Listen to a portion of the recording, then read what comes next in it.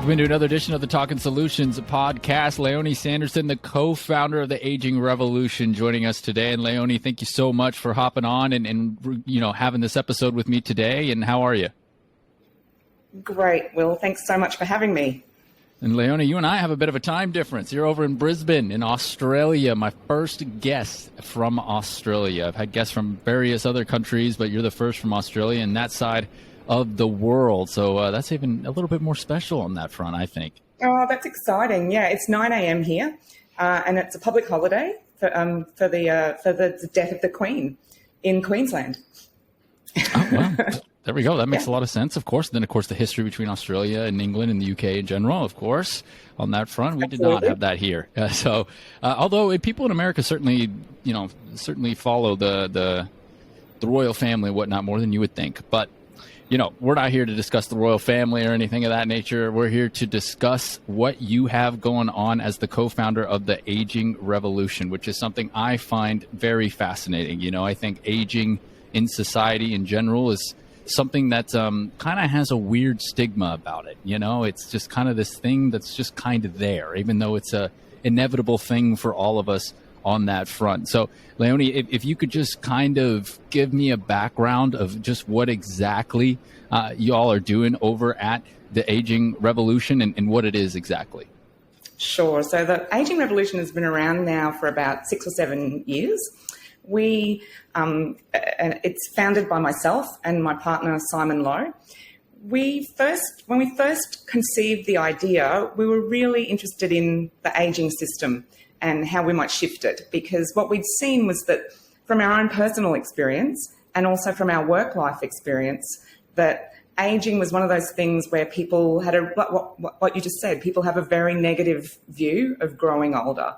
And for us, we were both like, well, why? Why do we have this idea that getting older is such a terrible thing? I mean, isn't that what we all want to do? We all want to grow to live along and grow older and live a long life. Hopefully that's what we want to do. So why does aging get such a bad rap? So we started off with a road trip and we went around probably about 2/3 of Australia talking to people about aging and growing older. From there, we sort of went, what are the things that we could, after listening to what people have said, how could we solve some of these problems that we heard cropping up again and again? And that's kind of where we kicked off.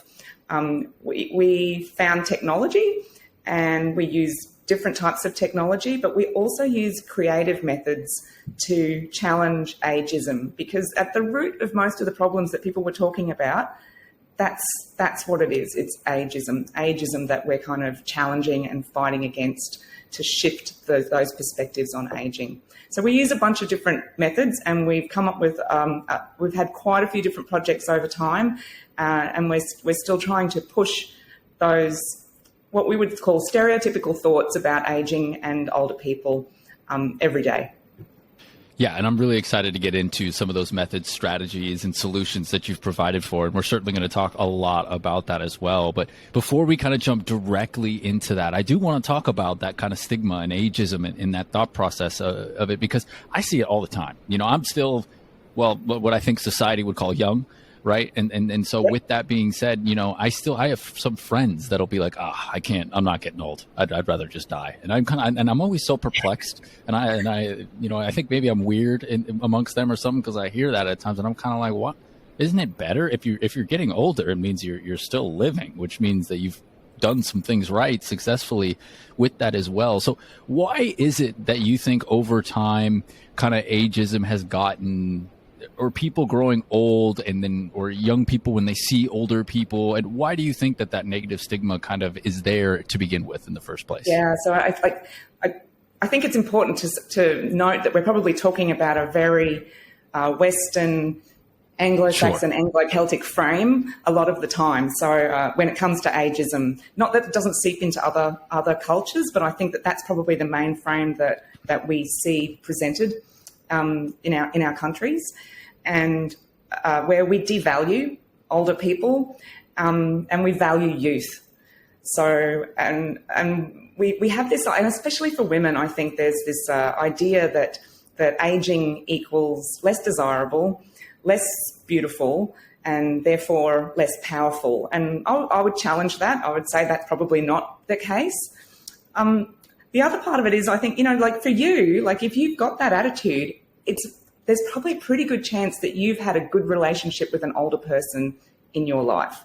Because what we see is that people who have good attitudes about growing older have probably had a significant relationship with somebody else who was older, who acted as a bit of an inspiration or a role model for them.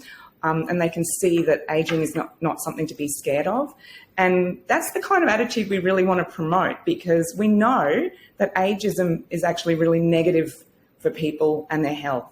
So people who have less ageist beliefs tend to live longer, and they live a more healthy older age. So there's been a really interesting study, like even if you've had the gene that predisposes you to Alzheimer's, positive beliefs can actually help you to withstand that, I guess, at some level. So there are really important reasons why ageism is something that we should be tackling. And for myself, I think it was really selfish reasons. So my mum is 83, nearly 84, and I wanted a better older age for her. But I also want a better older age for me, because I look around and I think like, well, I don't want the old age that's necessarily shared as that this is what I should be expecting and this is what's going to happen to me. I want to challenge that. And I think the only way to do that is actually kind of put my money where my mouth is and make it happen. Yeah. First and foremost, thanks for the clarification. Yeah, we're all talking kind of like the Western Anglo-Saxon kind of viewpoint of aging in this society on that front, particularly what you see in the US, Australia, the UK, places like that. Secondly, within what you just said too, so many questions really, but one of them that comes to mind is, or actually a comment first, is I do think you're really right. I think that's a great point about the relationships that younger people have with older people. I think that goes with human nature in general. What you don't know kind of fears and scares you a little bit, right? I mean, that goes for all types of topics. And if you don't have a strong relationship with a grandparent or another elderly figure in your life growing up, or even while you're in your young adult years, I can definitely see how that could cause that. I was fortunate. I mean, I've had strong relationships with elderly people who aren't even, related to me or anything like that, who I come to pass with. One gentleman in mind in Missouri, I spent a couple years with. I learned so much from him. So that, and then that leads kind of to that question that I kind of had in the back of my mind when you were talking about that answer, and you were kind of diving through everything and dissecting it from that ageism and trying to challenge it for a better life for you and a better life for your mother and things of that nature. One thing that people, and we're seeing in society today, is more and more people are growing older, which is a good thing. We're living longer and things, but as a world population, people are getting older and they're staying healthier, having a lot more quality years. So I think I would say that would probably even add more of an important emphasis of why we have to do that, because I don't think in too long we're going to continue to have an older and older population. And if there's more discontent and all that type of stuff, we might run into some problems. Absolutely. Like the aging of the population, I think it's, we've been talking about this as a problem for probably at least 20 years. So it's one of those things that we've known it's coming and we know that it's happening, but there's still not a generalized, huge will to do something about it. I think even now, although I think, it's got better in the last 3 or 4 years, I'm starting to see more and more things coming out about the language that we use around older people, recruitment and age discrimination in the workforce. So starting to see these things bubble up a lot more. And part of that is because the baby boomers were such a huge cohort. And I use that term just so that people know exactly who I'm talking about, because I kind of think we probably should be ditching a lot of the labels around older age and aging, because they divide us, they don't unite us. But for people who were born post-war, are a very large cohort of older people, and they probably challenge some of those stereotypes a little bit more. But we're also seeing people who want to stay in the workforce longer because they are healthier, or because they have to, because the inequity has grown a little bit as well. So we've got older people who are getting towards that last part of their life, but still have to work because that they need to. And if they can't challenge the ageism in the workplace, then what happens next? So there's so many reasons why we should be challenging ageism on a daily basis, it's mind blowing. But yeah, especially in, and I think, some countries have a much better view of older people, and they're still also facing challenges. So even though we've got this sort of a little bit more ingrained that ageing is a negative thing in the US and the UK and Australia, I think other countries equally face a challenge with people growing older because they haven't had that many older people before. And China is probably a great example where the ageing population is really starting to rear its head, I guess, as something that it's a problem that needs to be solved. Not that older people need to be solved, but some of those issues that are there for older people, they need a little bit of fresh thinking.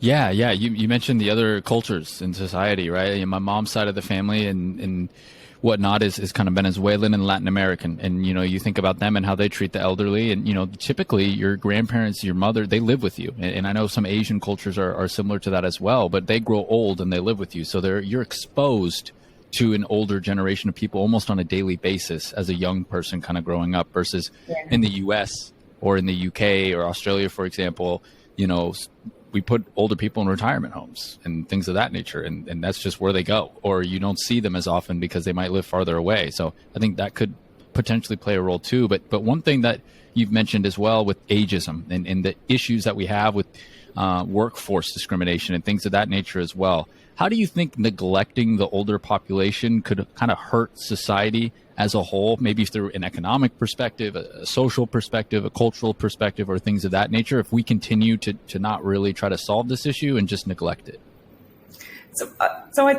It boggles my mind that as people get older, like what we see is that the way that people get categorized as they get older is that they become almost homogenous. And we see that in age ranges, so it's quite common, I think, if you are filling out any kind of a form or completing a survey, that you'll see an age range that just says 65 plus. So, or 50 to 60, 60 to 70, 70 plus.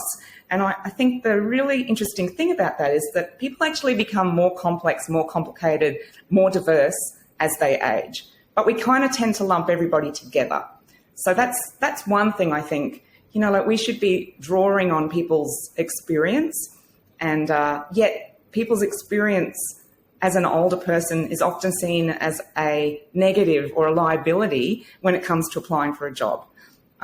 People are always looking at lots of job ads, and you'll see it where they're advertised for somebody who's energetic, a recent graduate, and I think these turn people off wanting to apply. And so we're missing out. We're missing out on this experience that's been collected over the years. And then there's really good evidence that older people, besides, challenging the idea that people aren't tech savvy, because they are, and people can learn, and we continue to learn as we age, but we don't stop doing that. There's really good evidence that older people are more calm in the workplace when it comes to solving problems. So problems, because they probably come against it before. They probably experienced something similar before, so they can apply their experience. And I think this is something that for younger generations in the workplace, that it's really important to have those people in there. And I feel like we are really missing out. The other thing about that is that I think if we go on the same trajectory and we don't start to challenge some of these ideas, and you mentioned aged care, and I've been lucky enough in the last 12 months to do a bit of work in aged care settings, implementing virtual reality. And some aged care settings are great. They're really starting to shift that institutional model. Others are kind of sticking with the same old institutional model that we've seen over the last probably 50 years. It costs a lot. And if we start to shift some of these models, what we see is that they don't cost as much. So at the very, very, barest of economic levels, where if we're just talking about the bottom line, then challenging ageism is actually better for your bottom line. And we see that in workplaces as well as in aged care settings, and a whole range of other settings as well. That's wonderful. Everybody loves something that helps their bottom line. I think it motivates, right? It motivates people to do something. Exactly. And as much as I hate it, I feel like, you should like be doing these things because you have there's a social good or the motivation to make a better world. I get it. People don't, that's not the thing that necessarily drives everybody. So the bottom line is a wonderful lever. Yeah, and it works, like you said. I mean, there's evidence to do so, and there's a lot of value in the workforce when you have somebody who's older, who has gone through stressful situations, and they know how to approach them being calm, and they can teach a younger person that, there's that movie what's that movie that came out a few years ago with Robert De Niro and Anne Hathaway, like The Intern? Something like that. Yeah. I feel like more people should try to watch that because, of course it's a comedy film, but it's also that feel good. Like, hey, there's a lot of value that I can still provide to you as a young person. And I can teach you these things if you give me a chance and open up and not just judge me immediately because, oh, I'm old, forget this person. Before we really get into it, because I want to know more about what you've learned throughout your travels in Australia and speaking with people and some of the things that you've been able to apply to kind of make this kind of overcome this for people as well. But before we kind of get into that, I want to ask a little bit too, because I think one thing that we haven't quite talked about is why aging kind of makes people so uncomfortable. What is it about aging that makes people cringe? This is human history. I mean, think about the fountain of youth when the Europeans were coming over to the Americas. It was, where's the fountain of youth? I need to stay young. And that's when people were dying real young, comparatively to now, and it was still that. So for me, I guess if I were as a younger person who hasn't aged quite a bit yet, what I guess makes me the most nervous is the lack of kind of physical skills that I have, and maybe just deteriorating a little bit like that. Other than that, I enjoy getting older because I'm not as dumb. I'm wiser. I make more educated decisions. I have more life experience, and it's better. But what do you think it is about aging that makes people so uncomfortable to talk about? I think there's a couple of things in there. I think people don't like talking about death, and obviously the older we get, the closer we get to death. And I think there's a real fear of death, and we don't talk about it much as a topic. And I think that's definitely something that people maybe unconsciously hold within themselves, that there's a fear of that and a fear of facing death. I think the other part of that, though, is also a fear of disability. So, like that idea of like that as I get older, my body is going to wear out a little bit, and there are going to be things that I can't do that I do now that I like doing. Part of that, I think, is like we have a bit of ableism is kind of intertwined in with that, I think, as well. So that I think a sense that somehow we're lesser if we aren't as physically able as we once were. And I, as a woman of 55, I feel that sometimes, I have days where I think, there's like, my shoulder is creaky and it's not working properly, and my range of motion isn't as good as it used to be. And if I go for a run, I can hear my knees, both of them, making clicking noises. But I don't feel, I think it's really important to like not define yourself by those things. So, and I feel like that's maybe what we do when we project old age. And Ashton Applewhite has this great line from her book, The Aging Manifesto, where she talks about ageism as being the only prejudice that we hold against ourselves. So when we're talking about ageism and growing older, we're actually being prejudiced against our own selves, because we are going to get there and we are going to be older. And we need that little moment of being able to think, what would it be like when we are 80 or 90? How do we imagine that we would be in the world? And I think shift our own perspective. I don't think, I personally imagine myself as a really incredible 80 to 90-year-old, and I'm not sure how long I'll live or how long I want to live. I think that's probably 80 to 90 feels like a really good place. It feels like a good spot. And with a lot of experience to pass on, just, whether my body is working really well or not. So I don't feel like that should be something that we define ourselves by. But I think that that's probably the thing that we do. And, and obviously youth is something that if we look around us and we look at advertising and media and the things that bombard us on a daily basis, it's often about staying young and looking young, and how do we do that, and how the systems kind of feed into that as well. And again, it's not just for women; it's for men as well. But I do feel like that gendered aging is a bit stronger in our media. So film and TV, if we could see more older women in roles that aren't just a benevolent grandmother or the oracle, I think that would be fantastic. And the same for men, like we do see a few more roles in there for men, I think, but not so many for women. I think that's something that I would love to see shift, and see if there's a bit of a shift in people's attitudes in general as a result of that. I feel like there would be. I think so. I mean, I think you hit the nail on the head. I don't think there's any question that women are far more pressured than men to age more youthfully, for lack of a better word. I don't really know how to say that, but to age to make themselves look younger as they grow older. I think there's way more pressure to that. And, I think sometimes people, say men age better or they look better as they get older, like the silver fox, right? You have that saying, right? But, and you look at media and TV and movies, there's always an older man with a much younger woman in a starring role. Like, why can't that woman in that starring role, if that guy's, Tom Cruise, why does he have to have a 30-year-old, starring woman next to him when he's in his 50s? Why can't it be the same type of representation there? So I think you're spot on that front as well.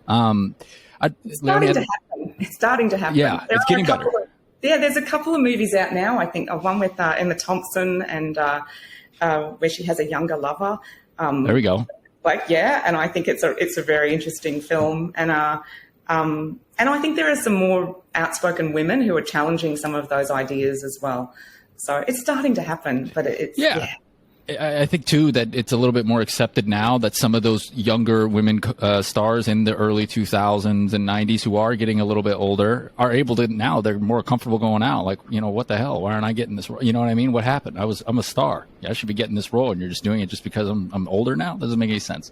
Yeah. So I agree with you. I definitely see the changes, and I think it is moving forward, which is good. And speaking of moving forward, Leonie, I'd love to learn a lot more about what the aging revolution is doing to help kind of combat this right now. You had mentioned traveling through Australia and trying different resources and strategies. Could you go ahead and provide a little bit more detail of your findings and things of that nature? Yeah, absolutely. So like when we finished our road trip, we did kind of move into the tech space a little bit initially with looking at how could we, because one of the things that we heard from people was that as they grow older, their caring responsibilities become bigger. So they're maybe not just caring for younger people, but caring for the older people in their family as well. So a little bit like what you were saying with your extended family, there's that responsibility to look after the older people in your family. But there were no really good resources around how to do that from the person's perspective. So what we typically saw was that there might be maybe you're caring for your dad or your mum, and they have to go see different health professionals, maybe the physiotherapist, maybe their general everyday doctor, maybe a couple of specialists in there. And all of those people hold notes and records about that person. And as a person who was doing the caring and the person who's being cared for, you don't have a single place to put all of that information. So that was one of the first things that we tackled with the development of an app. That one is actually in the works now, and hopefully we'll have a prototype coming out by the end of the year. So we actually went through an accelerator program with that one, had a few co-founder issues with some in a previous incarnation, and now hopefully we've shifted and moved it, and we're going to have a prototype happening by the end of the year. That's one project. We've done a bit of work around visual ageism. So kind of what we were just talking about, when we think about the diversity of older people, the imagery that we see of older people doesn't match it. So we don't see very many images of the gay community represented as older people. We don't see very many images of people of colour. We don't see many images of people in intergenerational situations. We tend to see couples or people on their own, and generally they're white and middle class looking. these are the fairly stock standard images that we've seen over the last 10 to 20 years. We wanted to challenge that with photos that weren't like that at all.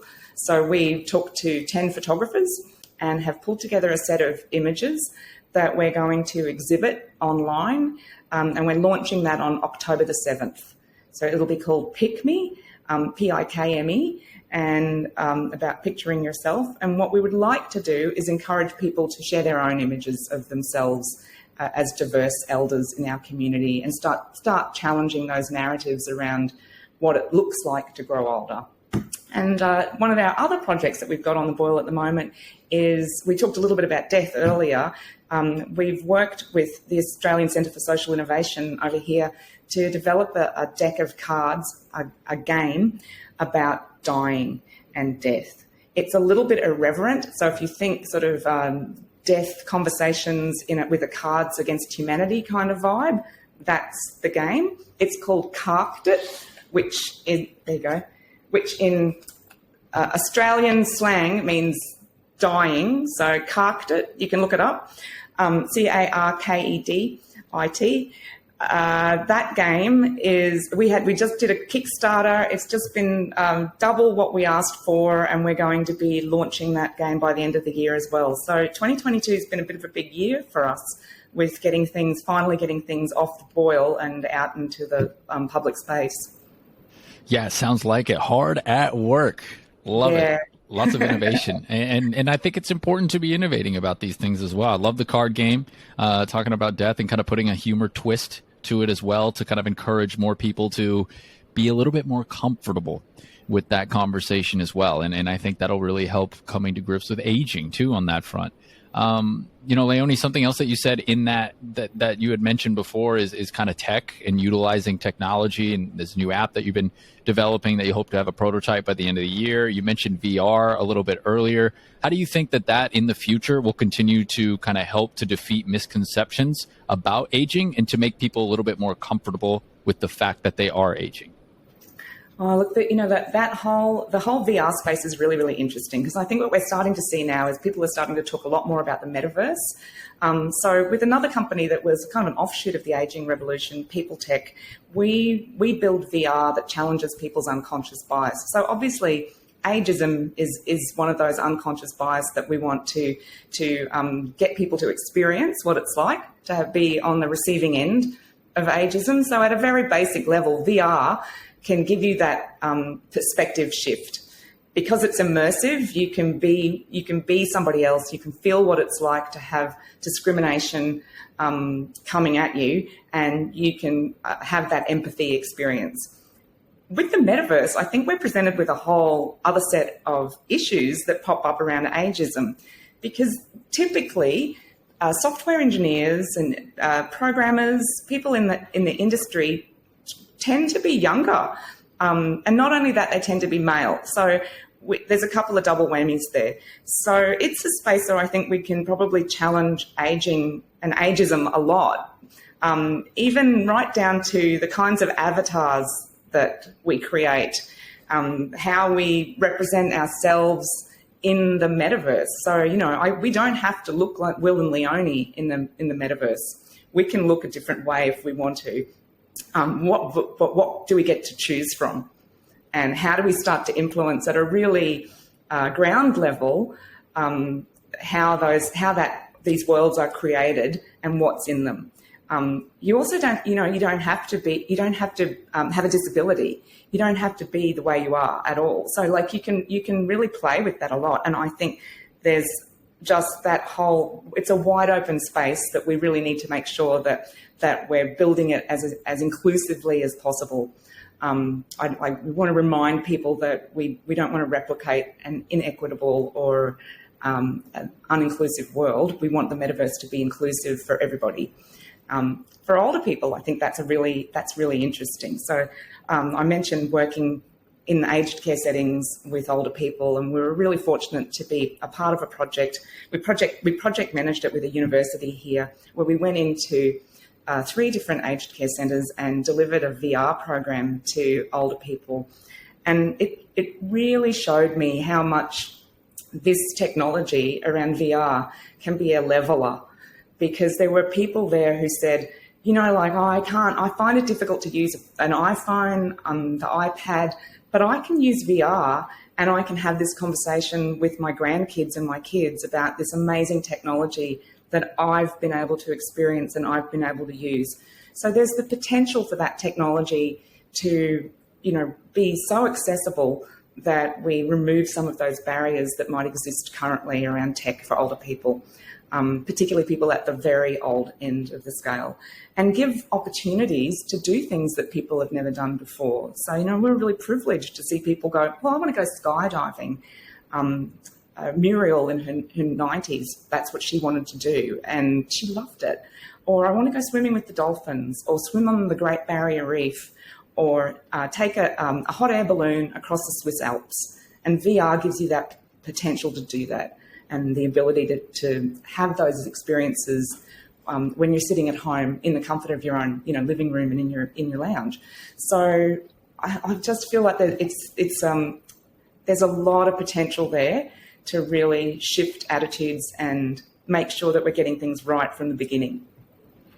Yeah, VR is such a fascinating space to me. Well, number one, just the fact that you can literally replicate almost anything. And like you just said, if you want to go take a hot air balloon across the Swiss Alps, which might be the only time you'd ever find me in a hot air balloon is in a VR space where I know I ain't going to die. But, anything like that, swimming with the dolphins, from that level, it's crazy. But the one thing that you made a great comment on was the inclusivity. I think what we've done and what we've seen in real life is a product of just like, just kind of how things went. I don't think it was as conscious, but now that we have this knowledge and information, we can be very intentional about what we're building and say, hey, look, we know that this is a problem in real life. So now we can kind of fix it in the VR world where we don't have those same issues, where it's inclusive. Everybody is on an even playing field, if you will, and can do a lot of great things. So I think that's pretty cool. Definitely going to be in touch with you on that to see how that kind of continues to evolve over time and in the years as it continues. Leonie, from your perspective, what do you think are the most important benefits of creating kind of a more inclusive culture between generations and age gaps and things of that nature as well? Something from my own experience here in the U.S., what we see from the news, you mentioned the word boomers earlier and how you didn't like that. That's become a cry amongst people in my generation and even younger people. Oh, God, the boomers said this. Oh, it's a boomer. I mean, I think there was even a trend on social media that was about boomer. And that's a negative context to me. And there's always going to be a divide in the way that, a generation 50 years older than you thinks and perceives the world versus how you might think and perceive the world, because things change and we learn new things. Yeah. And that same thing is going to happen as we continue to get older for me, as it is for the kids that are 4, and it's always going to have a thing. So for me, I think the direct benefit, if we can bridge that gap and encourage more conversation and encourage more relationships, to go back to the root of what you said, where people just don't have relationships with elderly people sometimes. I think to me, that would help solve at least that thing, would be a great benefit for society, maybe less division politically and things of that nature. But what do you think would be the kind of the biggest benefits of connecting people that are several generations apart and allowing open conversation? It's a really interesting question, and I think there's that there's that whole I don't know why we do it, but we kind of have this whole binary thing, don't we? We kind of go like old, young, and that's it, and it feels divisive, and I feel like the generational and the generation gap is one of those things that gets pulled out sometimes when politicians want to distract us from more important issues. Sometimes I feel, but it's an unnecessary divide. That's how I feel about it. I don't feel like we. I don't think we can categorize generations so clearly. And to me, one of the benefits of having that intergenerational contact is that we get to understand somebody else's perspective. And in our society, often what we do is we don't listen. We don't listen to other people. We tend to kind of form our own decisions and our own thoughts and opinions without necessarily listening to other people, and then kind of take that path. I think intergenerational connection means we have to listen a little bit more closely. And I have a really wonderful example of that, because like I said, my mum's in her 80s and my partner's mum is in her 70s. And she came to visit us recently from the UK, and she stayed with us for 6 weeks. And it was wonderful. We really enjoyed having her live with us for 6 weeks. And she's a very dynamic person. She's always been super active, and she's really fit. So she runs rings around me. I can't keep up with her. But she had a very interesting conversation with my 18-year-old, and that's a pretty big age gap, and she doesn't get to see and talk to very many 18-year-olds in her daily life, and he doesn't get to talk to that many 73-year-olds in his daily life. So they had a conversation about gender and people who are transgender and the transgender community, and they had a conversation about pronouns, and she couldn't really understand why there was a fuss about people's pronouns. And he explained it to her in a really lovely way and was talking to her about his experience with his peers and how they use pronouns and how they introduce themselves to each other.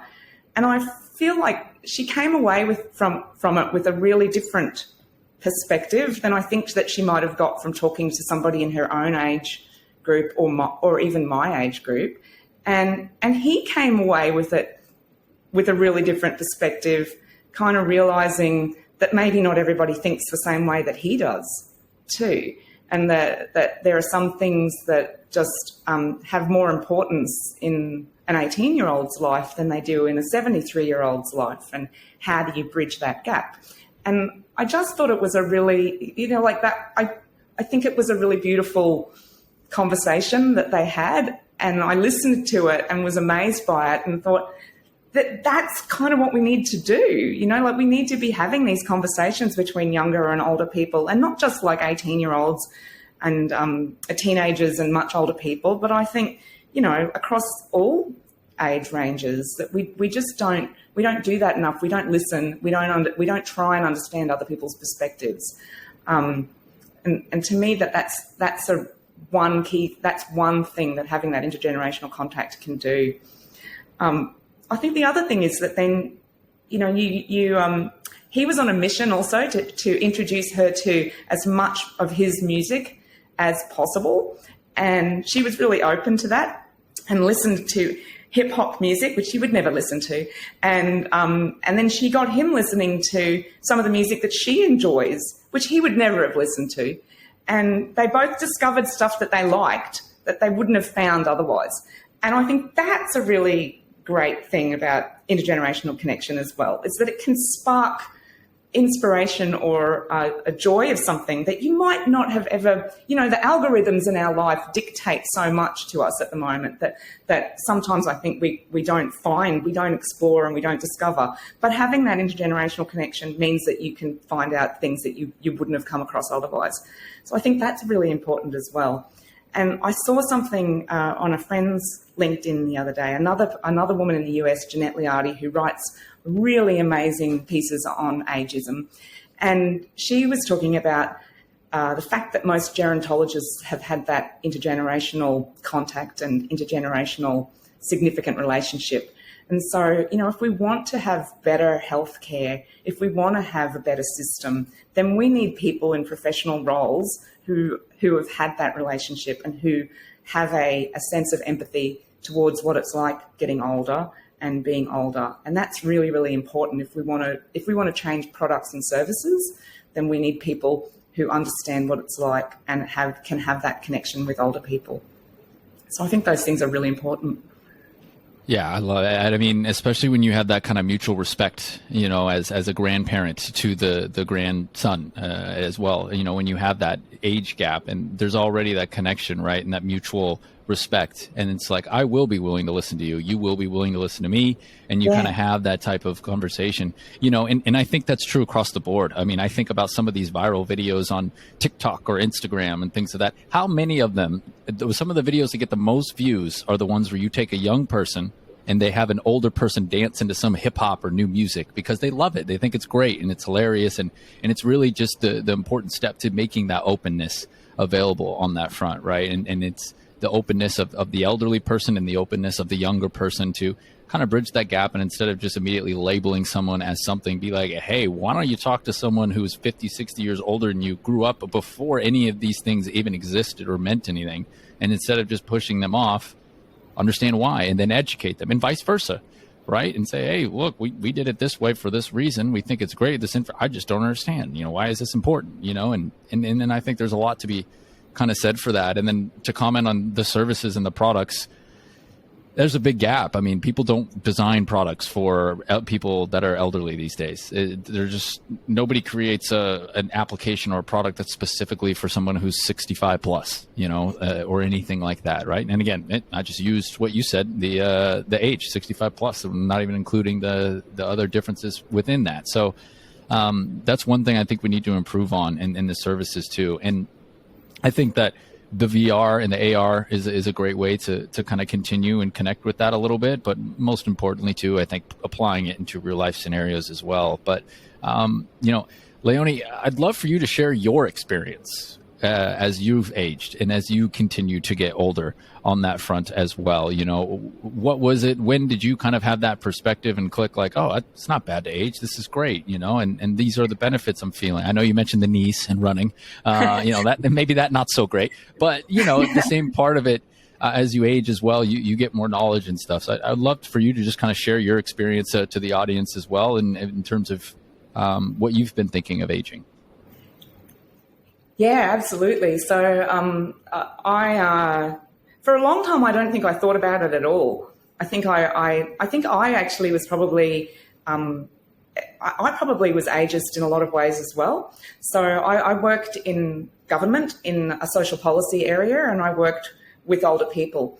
And I think probably a lot of the time what I was doing was sort of othering, so I was kind of like talking about older people as if they were like not me. And I realized that and thought, actually, that is me. And I kind of had to have a bit of my own internal journey, I think, around ageism, because, we do it to ourselves as well. And, you see it when people kind of go like, oh, I'm too old for that. So I tried really purposefully to challenge that in myself. Skateboarding, I took up like learning how to skateboard when I was about 48. And I'd never skateboarded before, ever. Even though I had boyfriends who skateboarded, I never did it. So I think that was one of those things where I thought, well, why did I not do that? And now I'm 48. Why should I not do that now? I think I'm just going to give it a go, and much to my son's delight. And I did it. And I wouldn't say it was amazing. I can move along and do a few things, but it was something that I think it felt like challenging my own internal prejudice. I let my hair go grey as well. So for many years, I dyed my hair black. It was pretty dark anyway, and I would always see these grey hairs, and then I'd think, oh, I need to cover them up. And around the age of about 45, I just went, do you know, why am I doing that? Like, I don't know why I'm dyeing my hair all of the time. Feel like I'm feeding into some kind of stereotype about like what I should be looking like, and how bad could it be to have grey hair? So I let it grow out, and some of my friends were really challenged by that. So some of my female friends were like, what are you doing? You're going to look so much older and you're letting yourself go. And I thought, well, am I? I don't know. I'm like being me. I'm being who I am. And maybe it's not for everybody, and that's fine. I think we kind of have to do this stuff in our own way.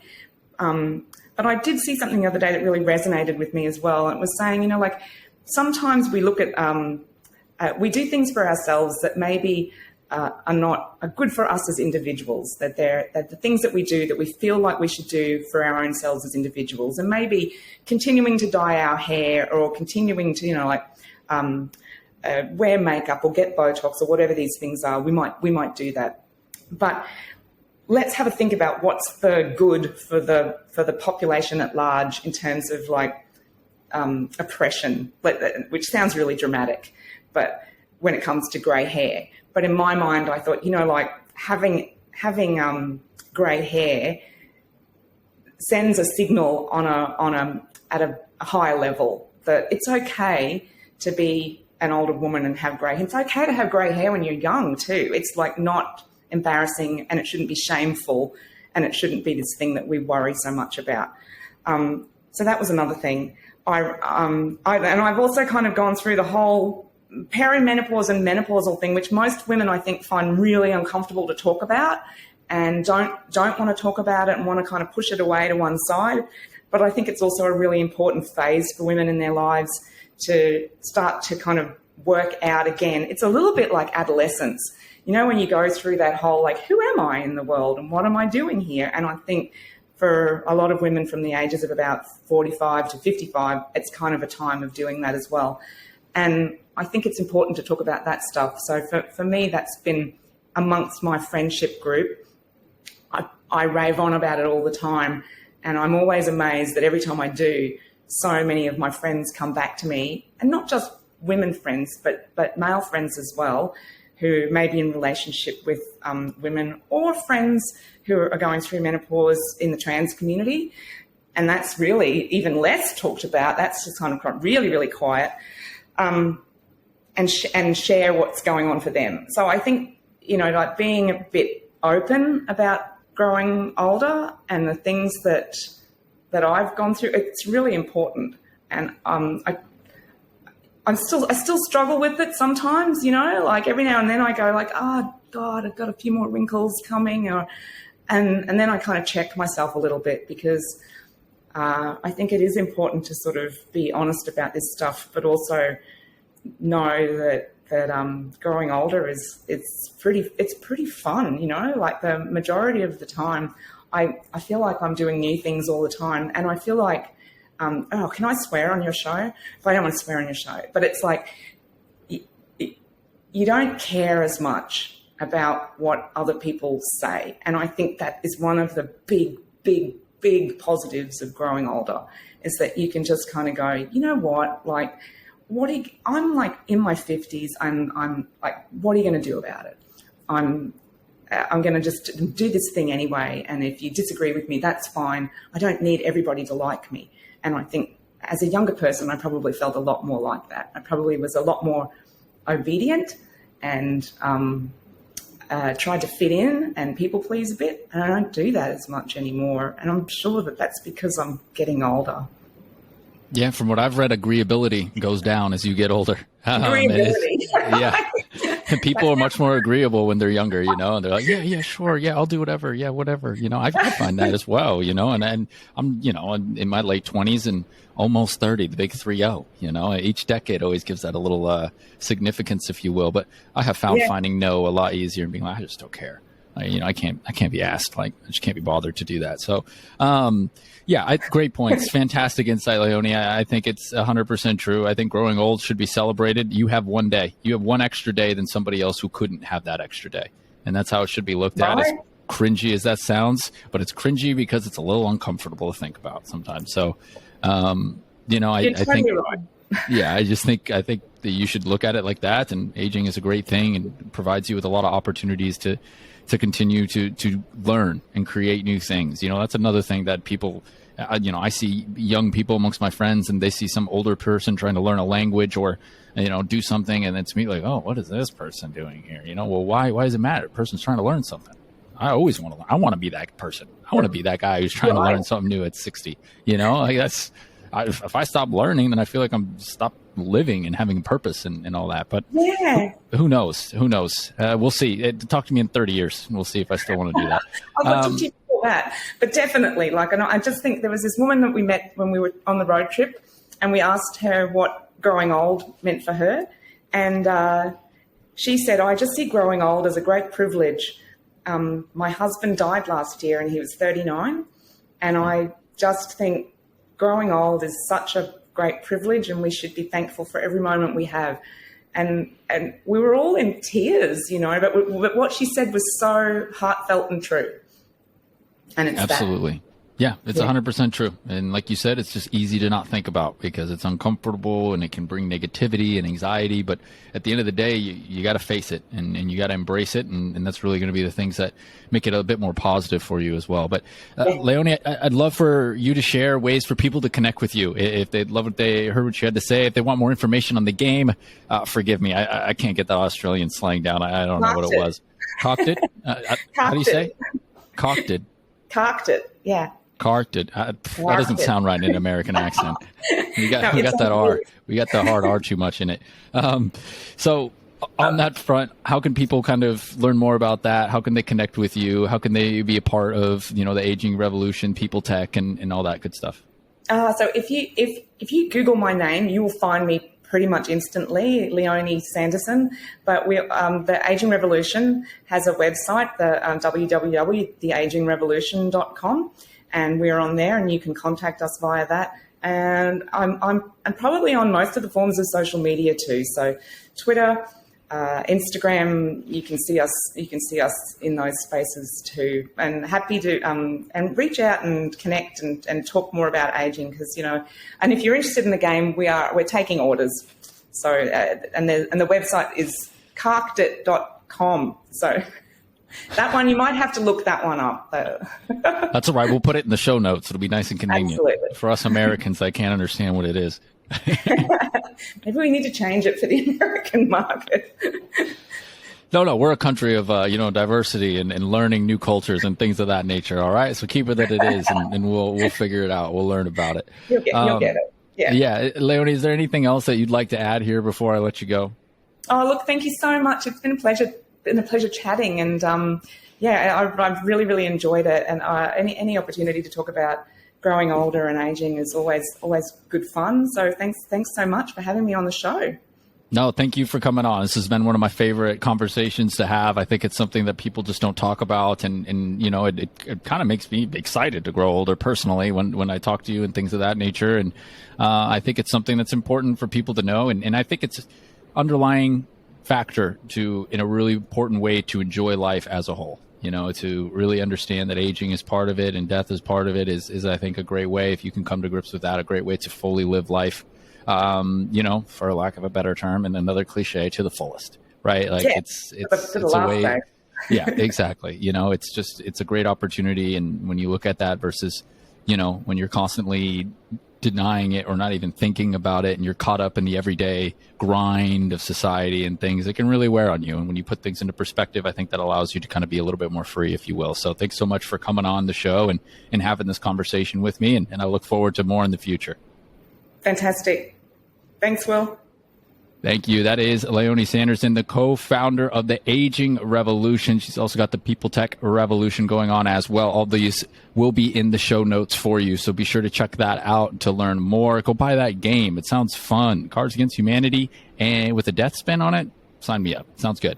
That's going to wrap up this edition of the Talkin' Solutions podcast. As always, if you enjoyed this episode, I ask kindly for a nice review and a subscription. And of course, you can sign up for the newsletter to get more exclusive information and content from founders like Leonie and others who are creating great solutions for society to move it forward in a positive direction on that front. Be sure to follow us on Instagram, LinkedIn. I got a new LinkedIn that were added for the podcast, so be sure to check that out as well. And you can check it out at cheshtech.com/Talkin' Solutions podcast too on that front. So I hope everybody enjoyed this week's episode. I look forward to talking with you in the next episode. And until then, I hope you enjoy the rest of your week. Thanks for listening to the Talkin' Solutions podcast. Tune in every Wednesday for a new episode and check out all of our guests on our website at cheshtech.com. That's CHESHTECH.com to learn more as we continue our mission of supporting impact-driven founders. Be sure to follow us on Instagram at Talkin' Solutions Podcast and subscribe to our YouTube channel, Talkin' Solutions. If you like this episode, I'd really appreciate a review and a recommendation to a friend as we focus on highlighting these great founders and individuals providing solutions to societal problems and bringing optimism into the world.